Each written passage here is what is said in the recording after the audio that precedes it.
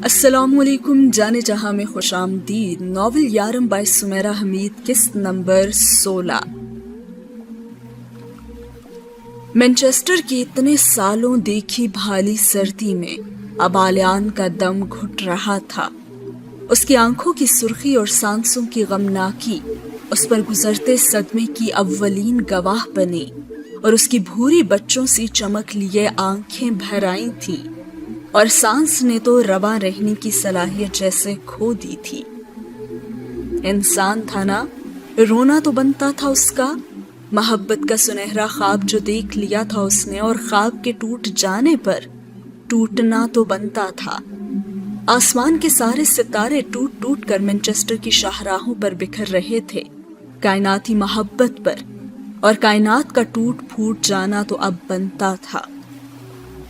सड़क पर चलते वो एक बंद गली के किनारे जाकर रुक गया, जिसके अंदर एक बड़ा सा कूड़ादान रखा हुआ था। वो अंधेरे में कूड़ेदान के पीछे जाकर दीवार के साथ खुद को लगाकर खड़ा हो गया और बेख्याली में उसने अपने सर को झटका। उसे अपनी पहली मोहब्बत याद आ रही थी, मार्गरेट जोसेफ, उसकी माँ, जो उसकी भूरी आंखों को अपनी नीली आंखों से घंटों देखा करती थी और थकती नहीं थी। वो थक जाता तो उसकी ठोड़ी उठाकर फिर से देखने लगती और जैसे खामोशी की जुबान से कहती जाती कि मुझे क्या मालूम था कि ये आंखें मुझे ऐसे ले डूबेंगी, लेकिन मैं खुश हूँ कि ये मुझे ले डूबी। मैं शुक्रगुजार हूँ कि मुझे ये आंखें अता की गईं। इनमें मेरी वो तस्वीर बनकर उतरती है जो मुसव्विर बना नहीं सकते और आईने दिखा नहीं सकते, और मैं कैसे ना शुक्रगुजार हूँ। उसकी आंखें उसके लुबनानी बाप जैसी थी। वो मार्गरेट के मुर्दा होते वजूद में जान डाल देने वाली आंखें थीं। मैं घंटों क्यों ना देखा करती। वो अपनी माँ के साथ एक कमरे के बेहद छोटे और निस्बतन गंदे से फ्लैट में रहा करता था, जिसके एक कोने में किचन था और दूसरे कोने में वॉशरूम था। बेड कमरे के दरवाजे के ऐन सामने था। वहां एक खिड़की थी जिसके आगे एक कुर्सी रखी रहती थी, और उस कुर्सी पर खड़े होकर आलियान खिड़की से सर टिकाकर अपनी माँ की राह देखा करता था। मार्गरेट के इंतजार में उसने अपनी आंखों को बहुत थकाया था। कमरे में किचन और वॉशरूम की बू हमा वक्त रची रहती थी, लेकिन ये फ्लैट इस वक्त महक उठता था जब मार्गरेट आकर उसे अपनी बाहों में भर लेती थी। मार्गरेट एक अस्पताल में सफाई पर मामूर थी। उसके जिस्म से कई तरह के केमिकल की बू आती थी, लेकिन ये बू आलियान के लिए दुनिया की बेहतरीन खुशबुओं से बढ़कर थी। वो सिर्फ उसकी माँ नहीं थी, बल्कि उसका तो सब कुछ थी। मार्गरेट जोसेफ भी मुस्कुराने की कोशिश तो किया करती थी, लेकिन वो एक बुरी अदाकारा थी। उसने जिंदगी को जिंदा दिली, हिम्मत और जवान मर्दी से गुजारने के कुछ अकवाल तो रट रखे थे। वो उन्हें हर रोज दोहराती और मुस्कुराने की भद्दी अदाकारी करती, अपने काम पर चली जाती, मुस्कुरा कर घर का दरवाजा बंद करती और खोलती, और दिन करती और रात करती। रोज की बस यही अदाकारी, और जिंदगी अकवाल पर कामयाब जरूर की जा सकती है, लेकिन खुशताले नहीं। ऐसी जिंदगी को सयाही से तो बचाया जा सकता है, लेकिन सतरंगी नहीं रंगा जा सकता। ये धनक चली तो हो सकती है, लेकिन धनक ढली नहीं। फिर तो ये उस जुमरे की सूरत इख्तियार कर लेती है जो दिल के कानों के पर्दे फाड़ डालती है। ऐसी जिंदगी तो नहीं होती, क्योंकि वजूद में थरा लोथड़ा चित हो जाता है। ये लोथड़ा जो दिल है ना, और जिस धोखेबाज बुज़दिल का कोई इलाज नहीं। ये गद्दारी करता है और इससे गद्दारी पर इसे मौत की सजा भी मिलती है। तो मार्गरेट अकवाल पर जिंदगी गुजारने की कोशिश करती रही और लिहाफ में मुंह देकर रोती भी रही, क्योंकि उसने जिंदगी की एक फाश गलती कर डाली थी। उसने एक मुसलमान से मोहब्बत कर ली थी, एक ऐसा लुबनानी मुसलमान जो वहां काम के लिए आया था, पाउंड्स के लिए, मोहब्बत के लिए नहीं। वो इस रिवायत का पासदार था कि सफर के दौरान गाड़ी के नए और अनोखे स्टेशनों पर रुक जाने को दिल पर नहीं लेना चाहिए। सफर में तो स्टेशंस आते ही रहते हैं, तो क्या सफर को ही रोक दिया जाए? और वो समझदार था, उसने अपने सफर को नहीं रोका था। नीली आंखों और परी चेहरों से तो दुनिया भरी पड़ी है, और किस चीज की कमी है इस जहान में? फिर एक इंसान के लिए जिंदगी तबाह कर लेना कहाँ की रिवायत है? वो लुबनानी शख्स इसी सोच का मालिक था। اور کہا کرتا تھا کہ اگر ہے بھی تو یہ سب پرانی کہاوتیں ہوں گی اور قدیم قصے اور کہانیاں۔ اور پھر اس کی 6 سالہ زندگی اپنی ماں کی دبی دبی سسکیاں سنتے ہوئے گزری۔ وہ سمجھتی تھی کہ وہ سو رہے، پر ایسی آہوں کے سائے تلے سو جانا گناہ کے مترادف ہوتا۔ وہ دن بھر کام کرتی، رات بھر روتی، اور ایسی حالت میں وہ زیادہ دیر تک زندہ کیسے رہتی اور کیوں کر زندہ رہتی؟ جو انسان کچن میں کام کرتا، بیڈ پر لیٹا، کھڑکی میں کھڑا، ہر حالت میں صرف انتظار کے مجسمے میں خود کو ڈھالتا چلا جائے، وہ زندہ رہ کر زندہ کیسے ہو سکتا ہے بھلا؟ ایسے انسان کو تو جلد ہی مر جانا چاہیے، جس کا لوتھڑا دل خون بنانے کے بجائے خون اگلنے لگے۔ تو ایسے لوتھڑے کے مالک کو تو جلد ہی مر جانا چاہیے۔ اور وہ پہلی تکلیف دے یاد جو آلیان سے جدا ہونے کے لیے کبھی تیار نہیں ہوتی تھی، کچھ یوں تھی کہ کمرے کی واحد کھڑکی کے آگے رکھی کرسی پر کھڑا وہ نیچے جھانک کر اپنی ماں کو تلاش کر رہا تھا۔ نیچے ایک مصروف سڑک تھی جس پر چھوٹی چھوٹی کئی دکانیں اور سٹورز واقع تھے۔ مارگریٹ تھکی تھکی اس سڑک پر چلتی اسے نظر آئی۔ وہ اندر آئی اور بیڈ پر بیٹھ کر اسے دیکھنے لگی، پھر چل کر اس کے پاس آئی اور وہی اپنی اداکارانہ مسکراہٹ سے اسے دیکھا اور اس کا ہاتھ پکڑ لیا اور کرسی کے پاس گھٹنوں کے بل بیٹھ گئی۔ اور پھر اس سے مخاطب ہوئی اور کہنے لگی، تم بہادر ہو نا؟ مارگریٹ نے ایک اچھی مسکراہٹ سجا کر اس سے پوچھا، اور جب آلیان تھوڑا بڑا ہوا تو اس نے کئی سالوں تک خود کو ہڑبڑا کر اٹھتے اور کہتے سنا کہ نہیں، میں بہادر نہیں ہوں۔ دو تنہا لوگ جب ایک دوسرے سے یہ پوچھنے کی جرت کرتے ہیں نا، تو حقیقتاً وہ یہ کہنا چاہ رہے ہوتے ہیں کہ تم اب تیار ہو جاؤ، تم بہادر ہو یا نہیں، تمہیں بہادری دکھانی ہوگی، اور تلخ حقیقتیں تمہاری رسیلی زندگی میں کھلنے کے لیے تیار ہیں۔ تو کیا تم بھی تیار ہو؟ اپنے لبنانی باپ کی سی آنکھوں سے وہ مارگریٹ کو دیکھنے لگا، نہ ہاں کی اور نہ ہی نہ۔ ماما پاپا کے پاس جا رہی ہیں؟ اس نے پوچھا تو مارگریٹ نے اس کے گال پر پیار کیا اور کھڑکی میں جا کر کھڑی ہو گئی۔ دیکھا، وہ ایک بری اداکارہ تھی، زیادہ دیر تک مسکرا نہیں سکی تھی، اور پھر بہت دیر کے بعد وہ وہاں سے ہٹی اور ایک چھوٹے سے بیگ میں اس کے کپڑے رکھنے لگیں۔ ایک دوسرے سفری بیگ میں اس نے اپنی ایک جینز اور 2 شرٹس رکھی، اور پھر دونوں بیگ اٹھا کر اور اس کا ہاتھ تھام کر وہ اسے اپنے دوست کے پاس لے آئیں اور اس کے گال چوم کر چلی گئیں۔ مارگریٹ چلی گئیں اور پھر کتنی ہی صدیوں بعد واپس آئیں۔ اتنی صدیوں بعد کہ آلیان نے جان لیا کہ اس کی ماں سوتے جاگتے، کام کرتے اور خاموش بیٹھے سسکتی کیوں رہتی تھی، اور مسکرانے میں وہ اتنی بری اداکارہ کیوں تھی، اور یہ بھی کہ اس کی نظریں کن ویرانیوں میں بھٹکا کرتی تھی، اور اس کے وجود آہیں کیسے اور کیوں کر نکلا کرتی تھی، اور وہ ایک قبر بنی قبرستان کیوں لگنے لگی تھی، اور کرب کی جڑیں اس کے اندر سے پھوٹ کر تناور درخت بناتی جنگل جنگل کیسے ہو جایا کرتی تھی۔ جب وہ آئی تو وہ سوسن آنٹی کے گھر کے پچھواڑے میں ایک طرف بیٹھا کھیلنے والے بچوں کو دیکھ رہا تھا۔ ان بچوں نے کئی بار اسے اپنے ساتھ کھلانے کی کوشش کی تھی، لیکن وہ اپنی ماں پر ہی گیا تھا، اور وہ ایک برا کھلاڑی تھا۔ وہ کھیل کو کھیل نہیں سمجھ سکتا تھا، اور بیٹھے ہی بیٹھے جیسے اسے خبر سی ہو گئی کہ اس کی ماں کہیں اس کے قریب ہے، اور وہ گھر کے اندر آیا، اور دور سے اس نے مارگریٹ جوزف کی ہچکیوں کو سن لیا تھا۔ وہ ساری اداکاری کو بالائے طاق رکھ کر رو رہی تھی، اور ساتھ ہی وہ کہہ رہی تھی کہ ہاں، وہ مجھے نظر آ گیا تھا، وہ مجھے مل گیا تھا۔ 3 ہفتے میں اسے پاگلوں کی طرح ڈھونڈتی رہی۔ اس کے دوست نے کہا تھا کہ مجھے چند ماہ بھی رکنا پڑے تو میں وہیں رکوں، اور وہ وہیں ملے گا، اور وہ مل گیا۔ اور اس نے جیسے مجھے دیکھ کر بھی نہیں دیکھا، مجھے اندیکھا کر کے وہ تیزی سے وہاں سے غائب ہو گیا، اور میں اس کے پیچھے بھاگی، لیکن نہ جانے اتنی جلدی وہ کہاں گم ہو گیا تھا۔ سڑک پر ادھر ادھر بھاگتے میں چلا رہی تھی، اور سوسن پھر بھاگتے بھاگتے میں نے خود کو گرا لیا۔ ہاں، کہ شاید کسی کونے میں خود کو چھپا کر مجھے دیکھتے وہ مجھ پر ترس کھا کر ہی آ جائے، لیکن تم جانتی ہو میں گری ہی رہی اور روتی ہی رہی۔ لیکن وہ نہیں آیا وہ۔ اور پھر اگلے دن وہ میرے ہوٹل آیا۔ دیکھو کتنا آسان تھا نا اس کے لیے مجھے ڈنمارک میں ڈھونڈ لینا، اور میں اتنے سالوں میں اسے دنیا بھر میں ڈھونڈ نہیں سکی۔ میں بہت ناکارہ ہوں اور بہت بیکار ہوں نا۔ جانتی ہو میرے 2 گھنٹے رونے کے بعد اور یہ بتانے کے بعد کہ پچھلے 4 سالوں میں نے کیسے کیسے اس سے رابطہ کرنے کی کوشش کی اور کس کس شخص کے پاس اس کا پوچھنے کے لیے گئی، اور خدا کے آگے کیسے کیسے میں گڑگڑاتی اور اسے یاد کر کر کے کیسے کیسے روتی رہی۔ اور اس نے کیا کیا؟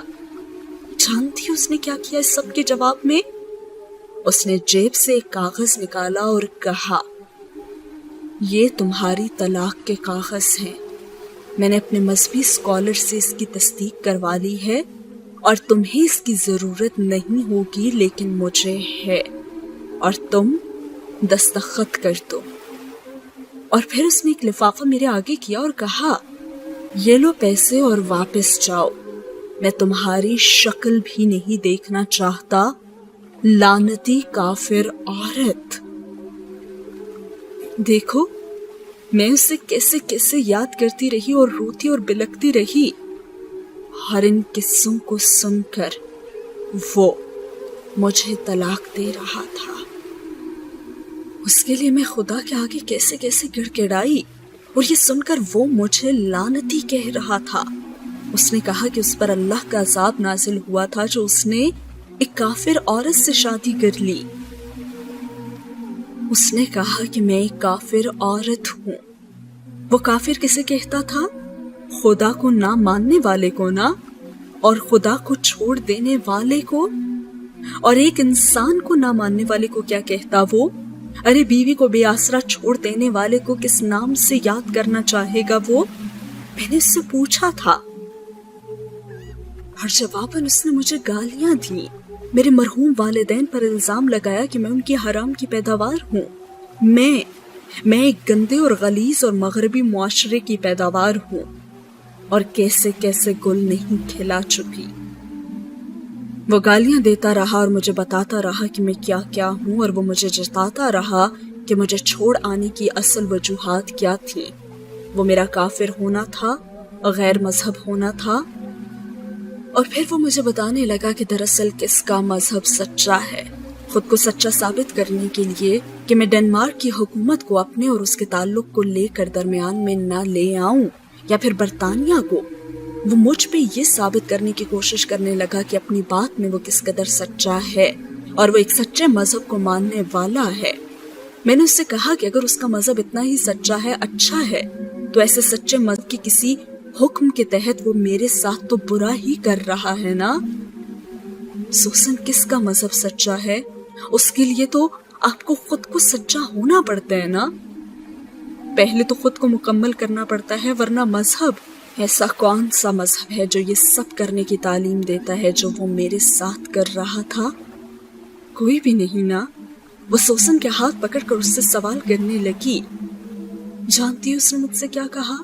اس نے کہا کہ وہ بھٹک گیا تھا، وہ میرے جال میں آ گیا تھا، میں نے اپنی خوبصورتی کا استعمال کیا، اسے پھنسایا، اسے ورغلایا، لیکن دراصل بھٹک تو میں گئی تھی نا، پھنس تو میں گئی تھی اس کی محبت کے جال میں، اور میں کتنی خوبصورت ہوں اس کا احساس تو اس نے مجھے دلایا تھا۔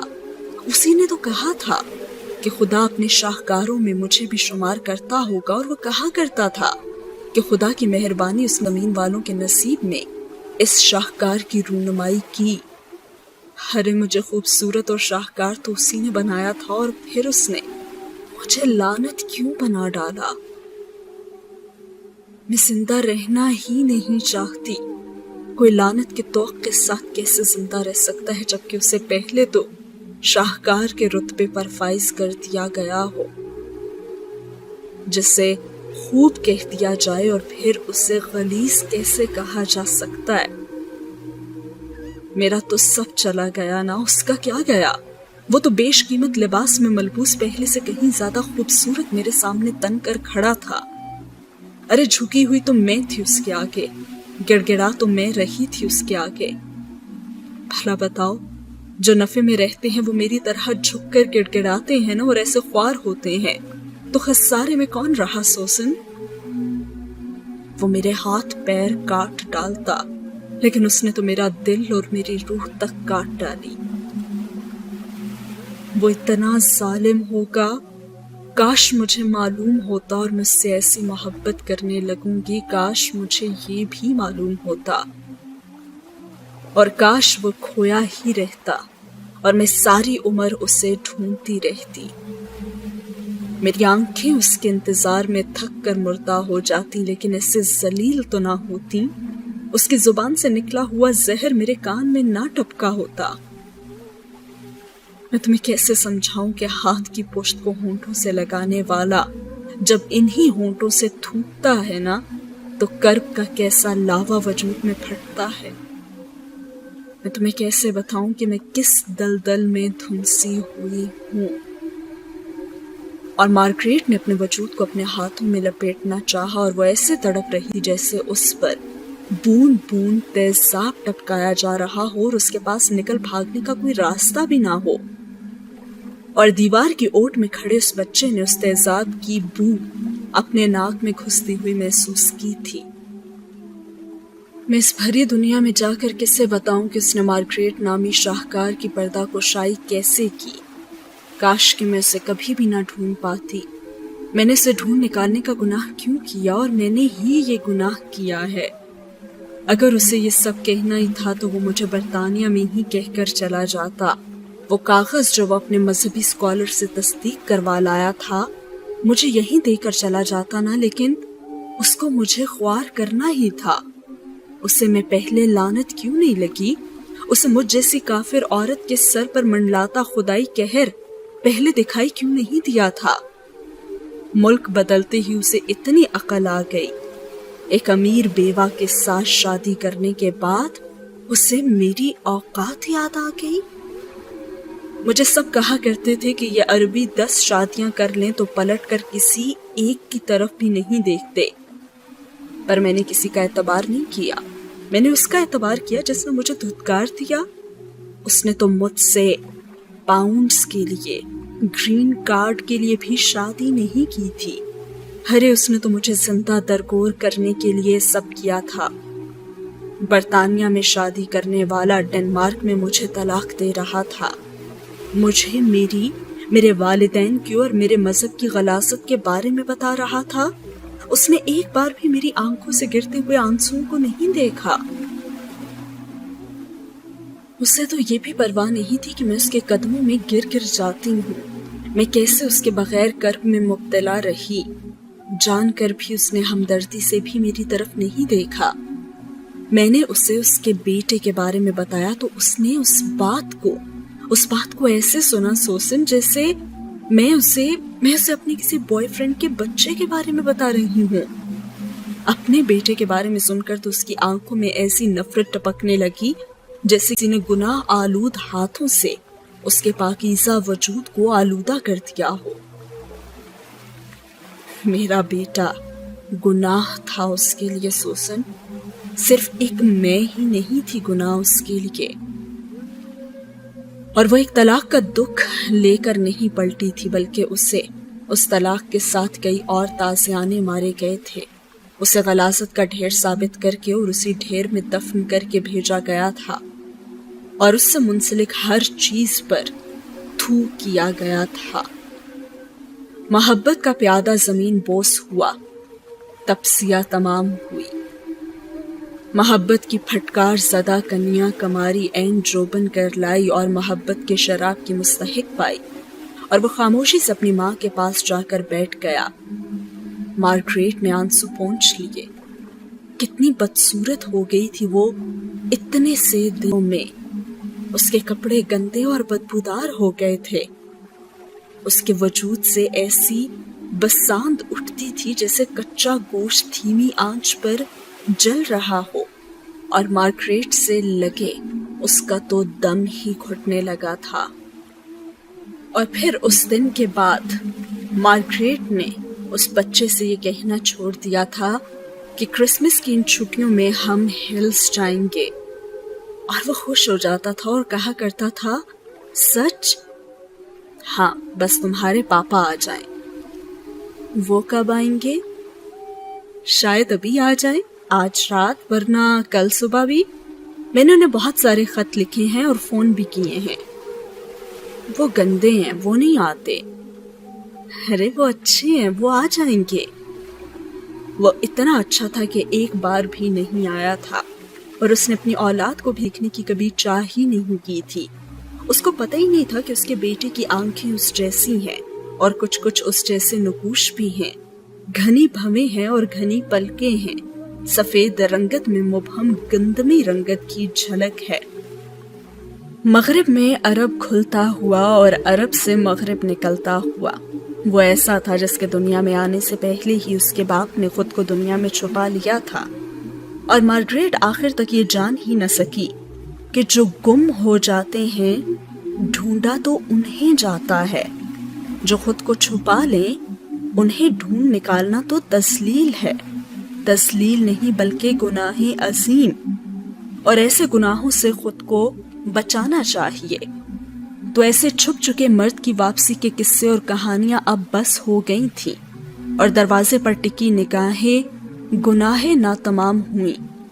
اب وہ مارگریٹ نامی اور صبح اٹھتی اپنی آنکھوں کی سرخی کو میک اپ کی تہ میں چھپاتی، پھر بھی بدہیت ہی لگتی، 2 گھونٹ کافی ہچکیوں کی مانند حلق سے اتارتی، اور پھر جلتے کچے گوشت کی بو کی تہوں میں مدفون اداکارانہ مسکراہٹ کو نکالتی، اور اسے اسکول کے لیے تیار کر کے اس کا ہاتھ پکڑ کے سڑک پر ایسے چلتی جیسے اپنا ہی تابوت اٹھائے اپنی قبر کی طرف جا رہی ہو، اور اپنی ماں کے زیر سایہ وہ بھی ایسے ہی چلا کرتا جیسے اپنی ہی قبر کی قبر کشائی کے لیے جا رہا ہو، اور خود کو تابوت میں لٹانے خاموشی سے 2 انسان اپنے ہی پیروں پر چل کر اپنی اپنی قبر کی طرف کیسے جایا کرتے تھے۔ مارگریٹ اور اس کے بیٹے کو دیکھ کر یہ جانا جا سکتا تھا۔ پھر وہ اسے اسکول سے گھر لاتی، اسے ایک سینڈوچ بنا کر دیتی، گھر کو لاک کر کے چلی جاتی، اور پھر رات کو آتی، اور وہ اس وقت تک کھڑکی میں کھڑا بس اس کا انتظار کرتا رہتا۔ سینڈوچ ویسے کا ویسا ہی رکھا ہوتا، اور کھانا تو بھوک لگنے پر کھایا جاتا ہے نا، اور اس کی بھوک تو مارگریٹ کی صورت دیکھتے ہی مر جاتی۔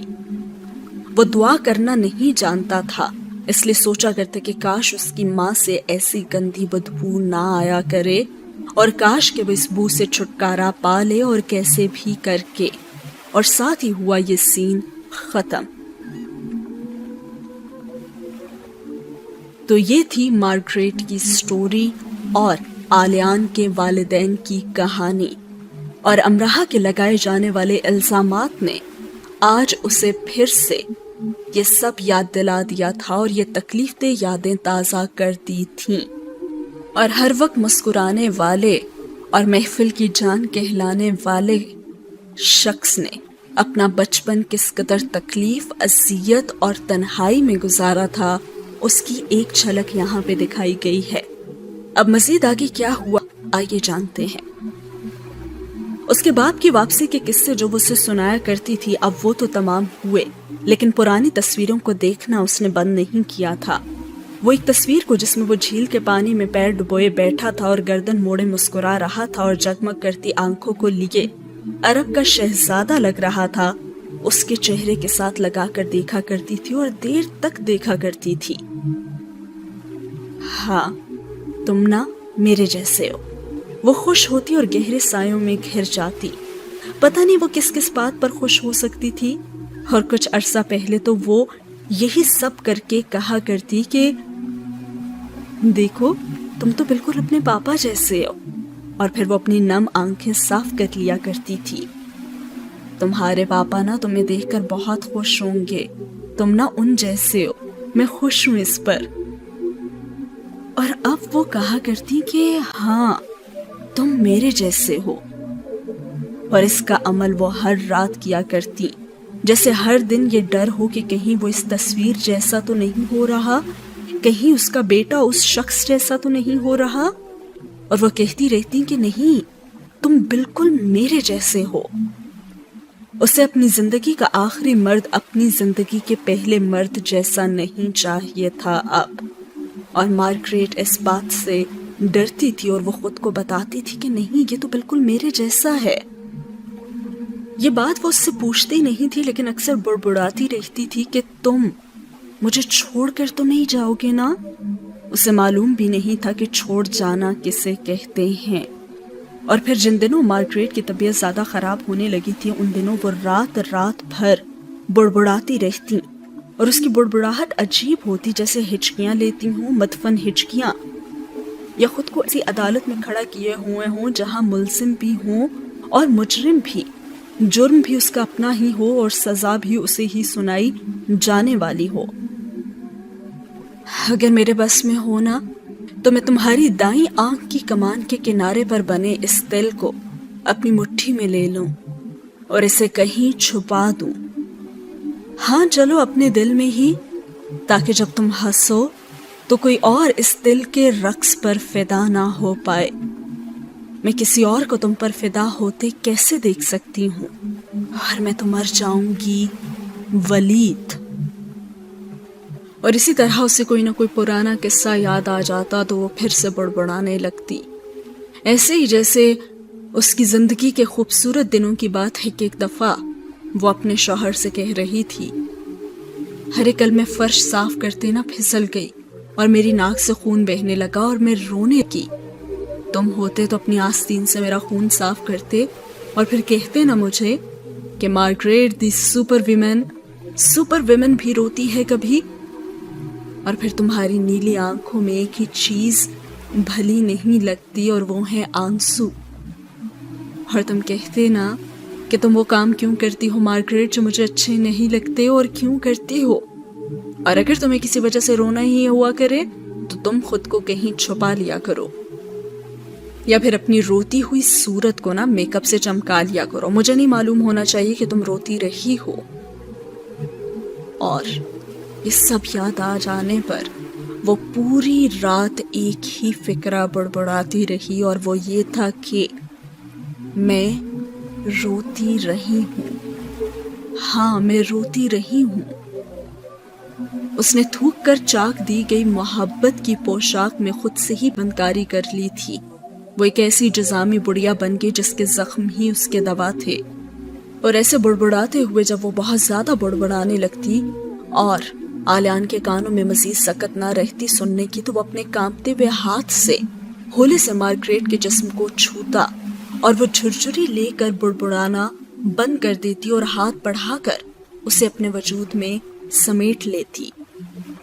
نہیں اپنے بیٹے کو نہیں، بلکہ عرب کے گم ہو چکے اپنے شہزادے کو، جس کی محبت کو مار کر بھی وہ نہیں مار پا رہی تھی، اور جو خود کو زندگی کے کنارے پر گھسیٹ لائی تھی اور موت کی طرف کسی شکوے کے بغیر ہاتھ بڑھا رہی تھی۔ اور کون کہتا ہے کہ موت سپاہ شب خون ہے؟ موت نے قطعاً مارگریٹ کی زندگی پر شب خون مارنے کی کوشش نہیں کی تھی، بلکہ یہ کام تو خود مارگریٹ کر رہی تھی۔ ذرا سی تپش ملتے ہی وہ جل کر بھسم کیسے نہ ہوتی۔ اسی طرح ایک رات وہ بڑبڑاتے بڑبڑاتے مر ہی گئی۔ جس رات اس نے اپنی زندگی کے آخری مرد کا ہاتھ مضبوطی سے اپنے ہاتھوں میں تھام رکھا تھا، اور وہ اس کے ہاتھ کو بار بار اپنے ہونٹوں اور اپنے گالوں اور اپنے آنکھوں سے لگاتی، اس کی زندگی کے اس آخری مرد کی آنکھوں سے آنسو ماتمی جلوس کی طرح آہو بقا کرتے رواں تھے۔ انسان بڑا حساس واقع ہوا ہے، موت کی آہٹ پر اس کے کان کھڑے ہو جاتے ہیں۔ 9 مہینے زندگی نمو پاتی ہے تو ایسا واویلا مچاتی آتی ہے، اور موت پوس سالوں اور سالوں ہی نمو پاتی ہے، اور اپنی آمد پر کس اہتمام کا واویلا نہیں مچاتی ہوگی۔ وہ رو رہا تھا اور واویلے پر اس کے کان کھڑے ہو گئے تھے۔ اپنی طرف سے مارگریٹ اپنے ماں باپ، اپنے گھر، اپنے بچپنے، اپنے اسکول کی باتیں کر رہی تھی، اسے سنا رہی تھی، لیکن دراصل وہ اسے ہر دوسری بات کے بعد اس پہلے شخص کے قصے سنانے لگ جاتی تھی جو اس کی پائنتی موجود تھا اور نہ ہی سرہانے، اور جو اس کے آخری وقت میں آنے والا تھا اور نہ ہی اس کے جنازے میں۔ مارگریٹ کو کوئی خواہش نہ تھی اس شخص کو خدا کے حضور مورد الزام ٹھہرانے کی۔ وہ وہاں بھی یہی کرنے والی تھی، وہ خدا سے اسے ہی تو مانگنے والی تھی۔ وہ رحم دل خاتون تھی، وہ जो उसके लिए खुदा से रहम मांगने वाली थी।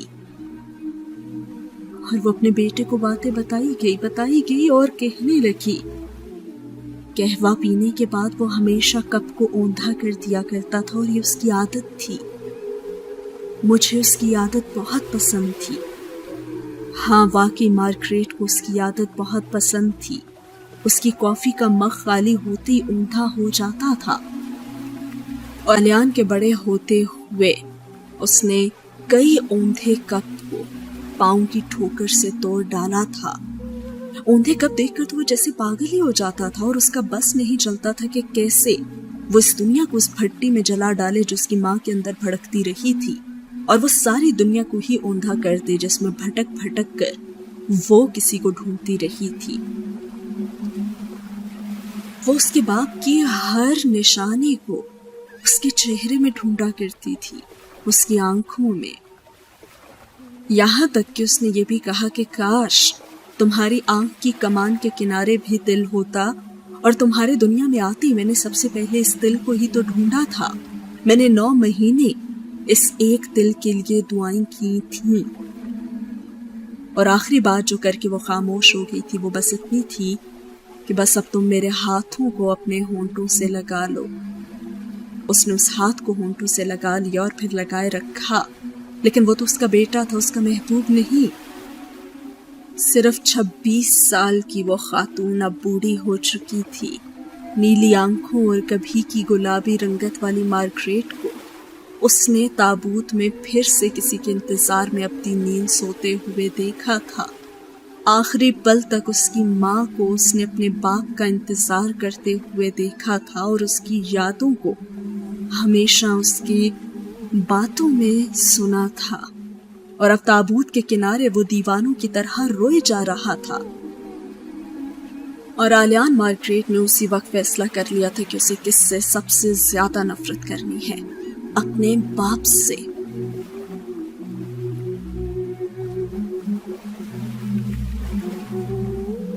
और फिर उसकी माँ की डेथ हो जाने के बाद वो उसी इदारे में परवरिश पाने लगा जहाँ उस तरह के और भी बहुत सारे बच्चे थे जिनके वालिदैन नहीं हुआ करते थे।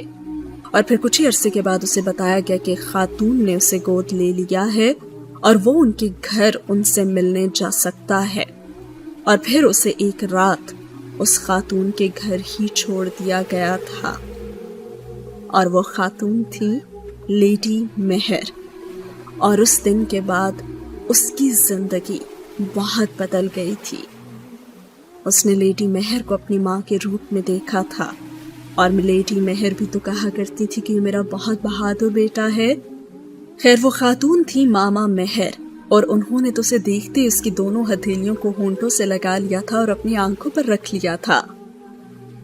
मार्गरेट, उन्होंने होले से सरगोशी भी की थी और वो उनकी गोद में रात भर बैठा रहा और वहीं सो गया। और ये उन दोनों की पहली मुलाकात थी। वो अपनी अब तक की जिंदगी में दूसरी बार मोहब्बत कर रहा था और वो भी फिर से एक औरत से। एक से तो पैदाइशी होती है ना, और दूसरे से मौजज़ाती, किसी आसमानी सहीफे की तरह जिसके उतरते ही बस आंखों से लगा लिया जाता है और सीने में उतार लिया जाता है। मुक़द्दस मोहब्बत जिसकी इबादत करने पर दिल माइल रहता है। मामा मेहर से जुदाई उसे शौक गुजरती। वो उनके साथ रहना चाहता था और उनके लिए रोया भी करता था।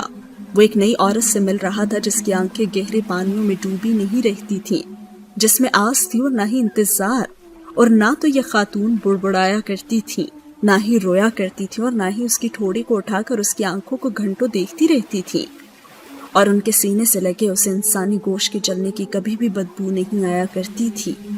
अरे कैसी खातून थी वो तो बिल्कुल मार्गरेट जैसी नहीं थी। और उसे इन सिसकियों और बुड़बुड़ाने वाली आवाजों की सुनने की इतनी आदत हो चुकी थी कि जिस रात वो उनके सीने से लगकर सोया था, इसी इंतजार में रहा कि कब वो कोई सिसकी भरेंगी और किसी को पुकारेंगी। हाँ, वो बहुत मोहब्बत से अपने शौहर, अपने वालिदैन का जिक्र किया करती या फिर कहानियां सुनाया करती जिनमें परियां होती। उनके खेल तमाशे होते, शरारतें होती, लेकिन कोई इख्तिताम ना होता और ना ही कोई दुख और ना ही कोई आह, ना ही कोई रोना और ना ही कोई रुलाना।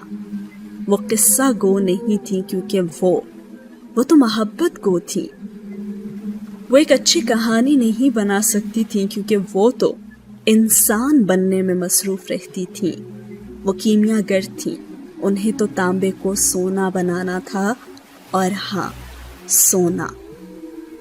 وہ ان سے کہانی سننے کی فرمائش کرتی اور اسے بہت وقت لگا کہانی بننے میں، اور ایک لمبا عرصہ وہ ایک ہی جملہ دہراتا رہا کہ ایک پری تھی، اور اس کے بعد تو وہ خاموش ہی ہو جاتا اور پھر دونوں ہی خاموش ہو جاتے.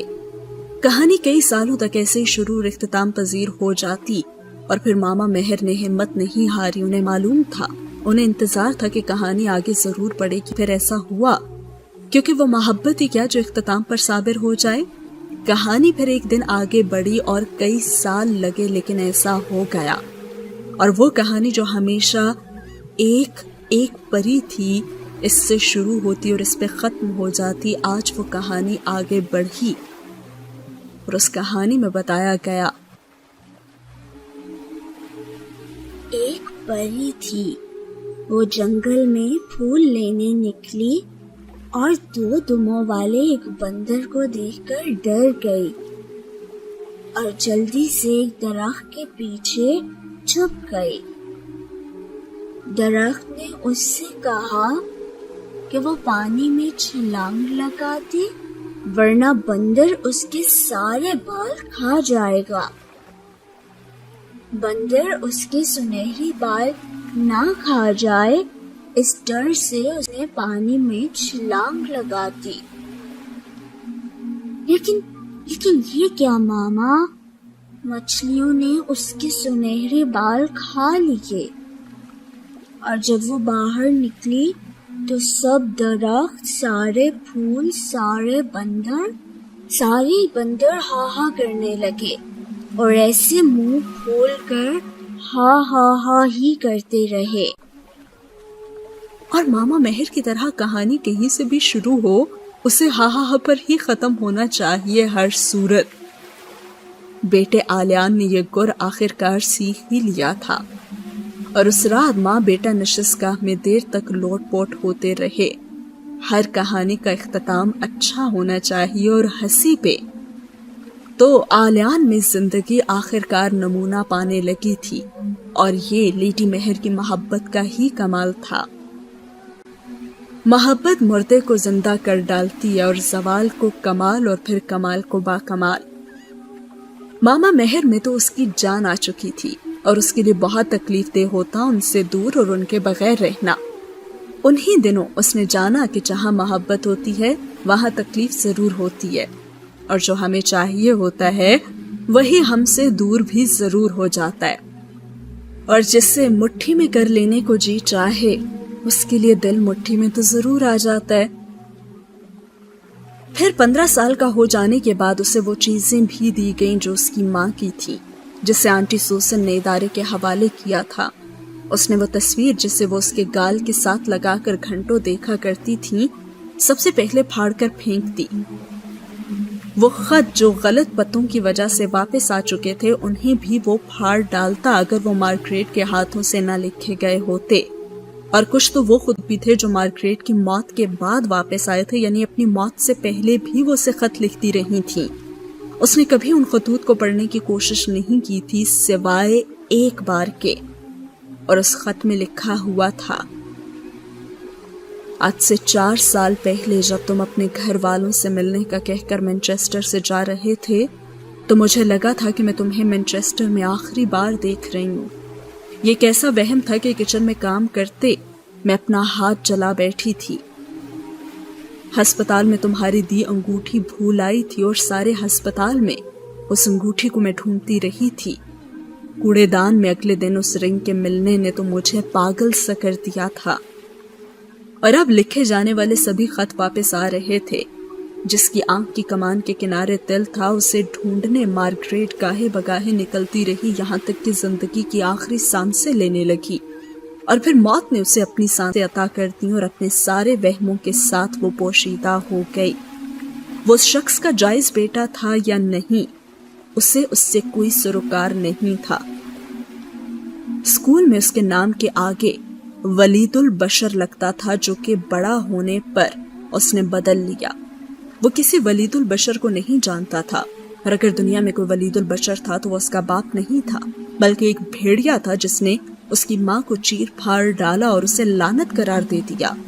उस औरत को उसने लानत करार दे दिया जिसने उसकी बाद दोस्ती के नाम पर भी किसी मर्द से बात तक नहीं की थी। और अगर वो एक लानत ही होती तो रंगीन कपड़े पहने और खुद को सजाए बनाए वो अब तक बड़ी शान से जिंदा रह रही होती।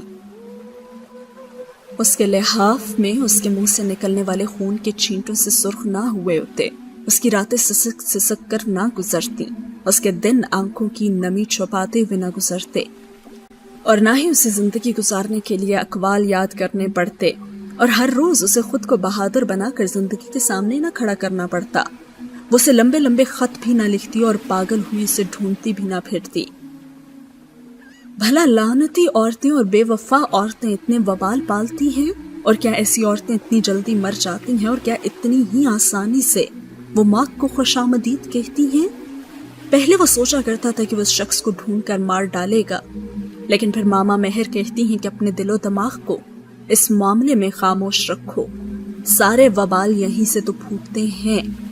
और वलीदुल बशर का ख्याल आते ही वो अपने दिलो दिमाग को खामोश करवा देता। शुरू में तो उससे मुश्किल लगा, लेकिन उसने ये कर लिया। और वाकई मामा मेहर ठीक कहती थी, उसे वबाल पालने की कोई जरूरत नहीं थी। उसकी जिंदगी में मार्गरेट और मेहर मौजूद थी, और उसे उन्हीं के सहारे जिंदगी मुकम्मल करनी थी। और इसी के साथ ये सीन होता है खत्म, और आज की एपिसोड भी।